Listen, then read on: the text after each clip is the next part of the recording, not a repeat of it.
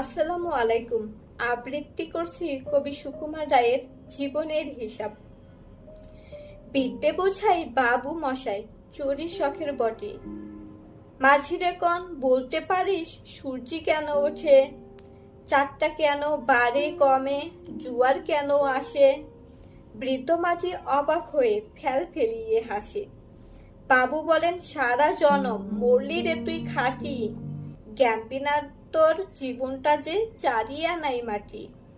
খানিক বাদে কহেন, বাবু বলতো দেখি ভেবে, নদীর ধারা কেমনে আসে পাহাড় হতে নেবে? বলতো কেন লবণ পোড়া সাগর ভরা পানি? মাঝি সে কয়, আরে মশাই অত কি আর জানি? বাবু বলেন, এই বয়সে জানিস নেও তা কি? জীবনটা তোর নেহাত খেলো অষ্ট আনাই ফাঁকি। আবার ভেবে কহেন, বাবু বলতো ওরে বুড়ো, কেন এমন নীল দেখা যায় আকাশের ওই চূড়ো? বলতো দেখি সূর্য চাঁদে গ্রহণ লাগে কেন? বৃদ্ধ বলে, আমায় কেন লজ্জা দিচ্ছেন হেন?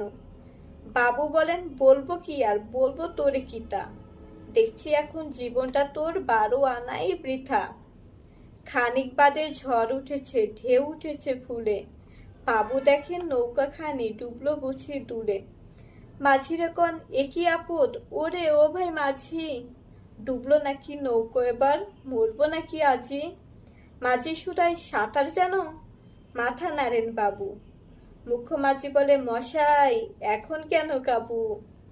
বাঁচলে শেষে আমার কথা হিসেব করো পিছে, তোমার দেখি জীবন খানা 16 আনাই মিছে। ধন্যবাদ।